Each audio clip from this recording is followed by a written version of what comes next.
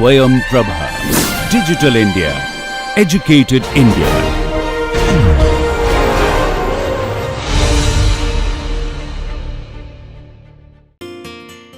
So, we are back into our lecture series on advanced hydraulics.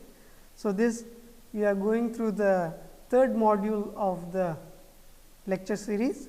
The third module, it is titled as varied flows. If you have gone through the syllabus, you will know that. So, today is the third lecture of this module, and we can give the title of today's lecture as gradually varied flows and its classifications. So, definitely the classification, the entire classification of the gradually varied flow may not be able to be completed today in today's lecture alone. So, there will be a next part in the following lecture as well. In the last class, we discussed on varied flows in open channels. The various types of varied flows that were suggested, the gradually varied flow, rapidly varied flow, spatially varied flow, etc. These things we have just briefly discussed. We have not gone through the technical discussions on those aspects. Definitely, but however, we have introduced to you the a particular type of varied flow, that is the gradually varied flow. This we suggested that it is a non-uniform flow in open channels, and it is also having a steady state condition.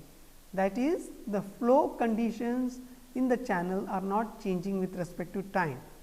Even though the flow is non-uniform, but that non-uniformity is maintained, that particular the varied non-uniformity, it is maintained completely throughout the time.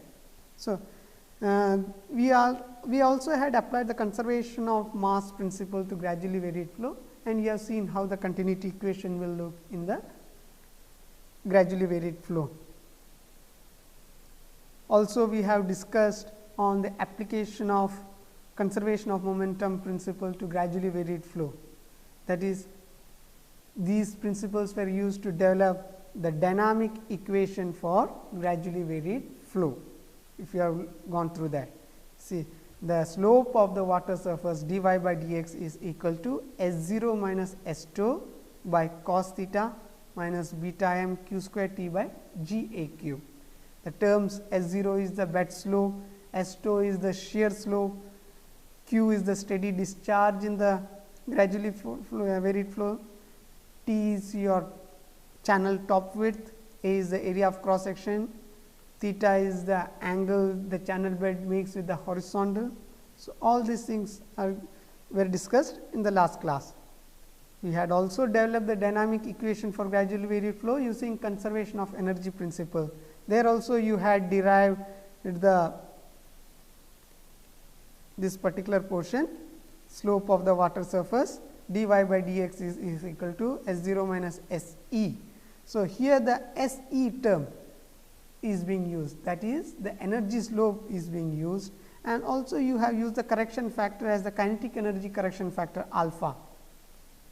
So, these some of the differences, this means that how the dynamic equation differs in energy as well as momentum equations. If you apply it in energy equation, it will look like this. If you apply it in momentum equation, it will look like this. So, there are quite some differences, that is, the differences quite obvious are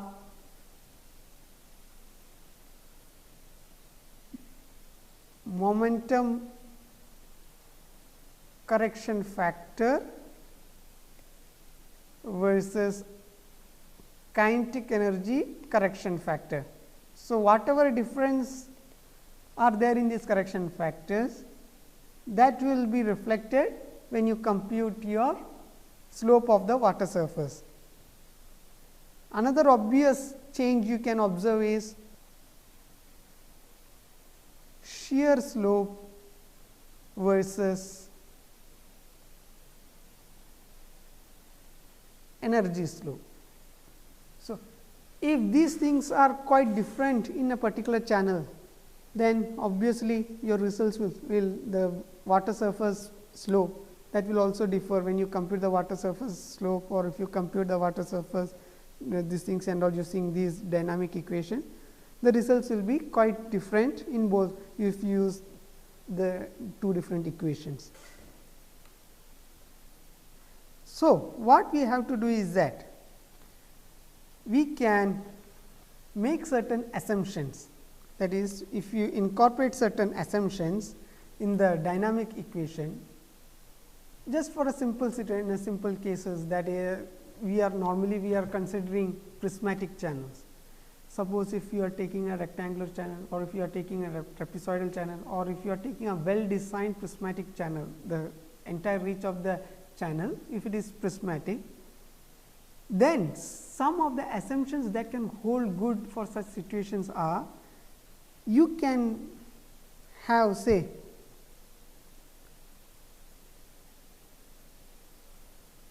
if you incorporate some assumptions, if you incorporate certain assumptions, then dynamic equation for gradually varied flow using momentum and energy principles can be unified. So, what are those assumptions? Say, if you assume that the momentum correction factor beta m is almost equal to your kinetic energy correction factor alpha, and if they are almost equal to 1, say we are approximating it as 1 if there is no significant correction factors involved. So, this suggests that the velocity distribution, so that is the velocity distribution across a cross section is fairly uniform. So, if we can incorporate this assumption, also another assumption we can suggest is that if the shear slope S tau, if it can be approximated as energy slope, both of them can be approximated as the friction slope SF. If we can do that, then further means it will help us in further unifying the dynamic equations of gradually varied flow.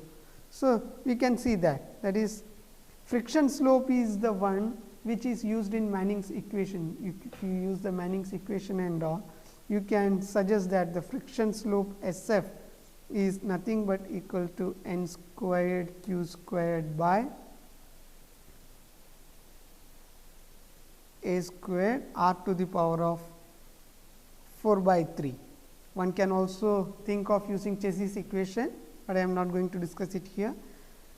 So, by this way one can use the friction, so one can compute the friction slope, and if you can approximate your shear slope and energy slope with this friction slope, well, good, you can directly substitute them in the dynamic equation. Also, we are suggesting that the bed slope of the channel is very small. We are suggesting that the bed slope of channel is very small. That is, this approximation is used such a way that we are suggesting cos theta is approximately equal to 1. So, if we incorporate these three assumptions, your dynamic equation for gradually varied flow becomes, your dynamic equation for gradually varied flow becomes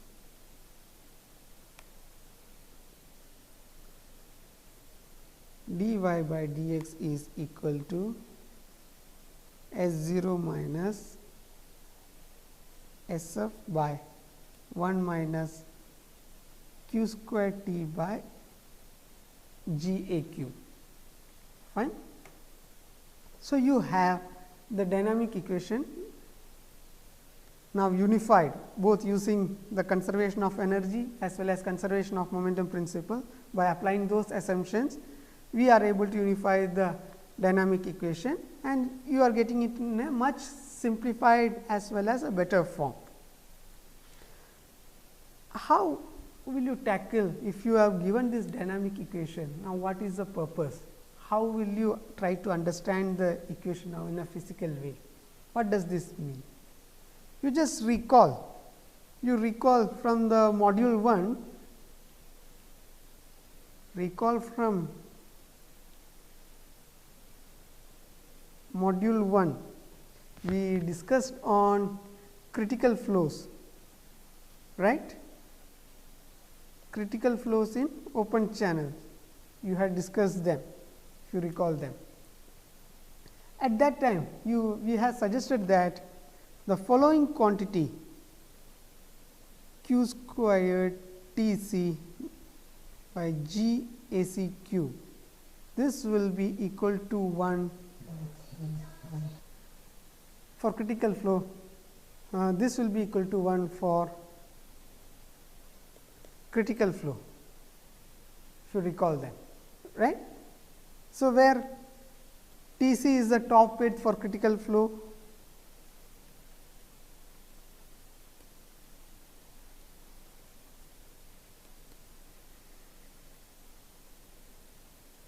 AC is the area of cross section for critical flow. So, entire quantity, if you recall them, this was almost related with the fluid number also, this entire quantity, and this for critical flow, this quantity is equal to 1. This particular quantity, we suggested that this is equal to 1. So, if we have these things, if you recall them, now it is quite easier if you incorporate the similar principles now in the dynamic equation for gradually varied flow and all, it will be quite easier now. So, for the specific energy in module 1, you discussed that this is nothing but the pressure head plus velocity head, right. This is y plus q squared by 2 g a squared. So, before deriving specific energy in that class, you had also suggested that total energy head H is equal to datum head plus pressure head plus 2 g, right, where Z is your datum head.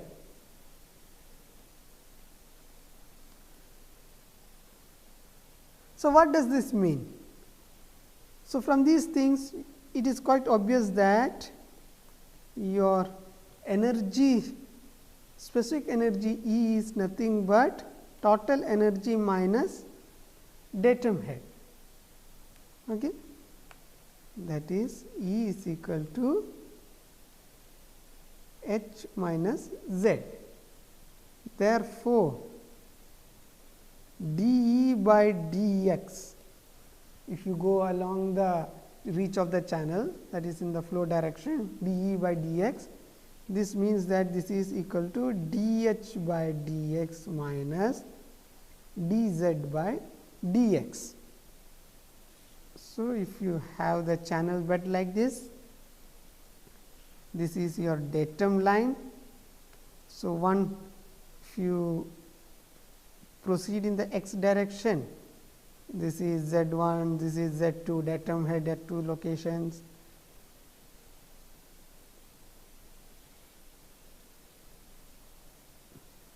So, this is the energy line,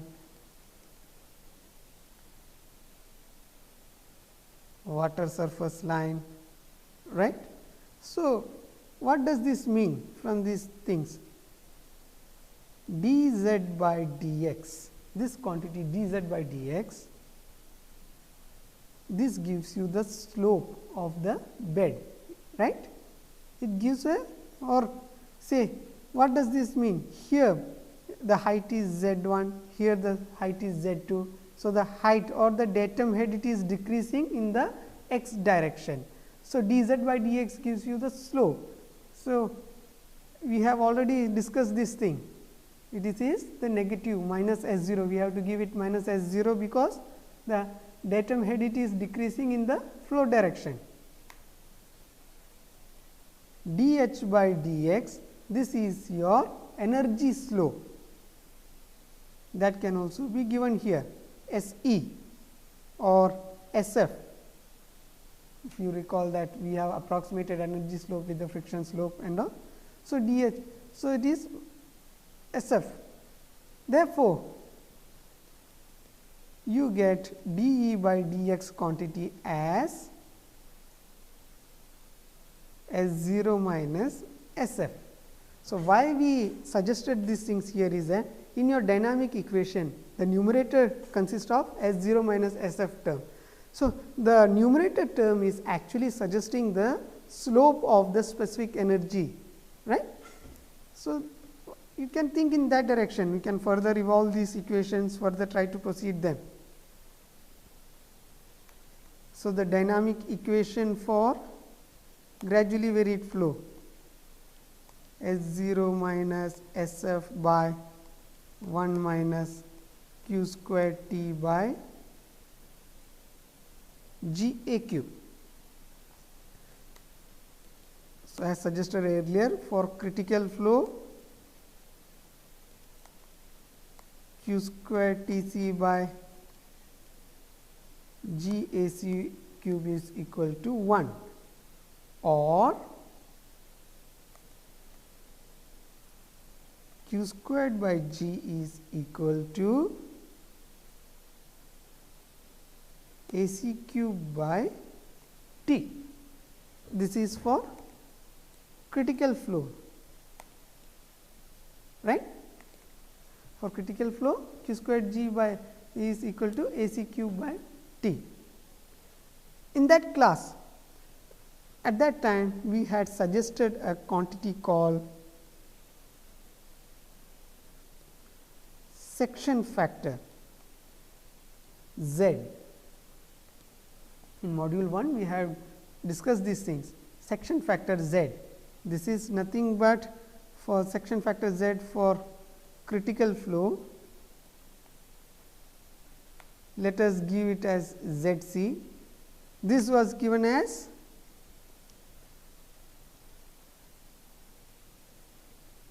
AC cube by TC root. So, in the critical flow equation, the right hand, this particular term, this is nothing but the square of your section factor, right. So, ZC, this was defined in those portions. So, here again you can use them. So, for any other flow, not only critical flow, you can define section factor. You can define section factor. This is nothing but equal to the corresponding cube of area by top width. The whole thing you have to square root it. It is Z is equal to root of a cube by t. Like this, one can define that. So, again I am going back to the dynamic equation now, S0 minus SF by 1 minus q squared by g, and just look into the equation.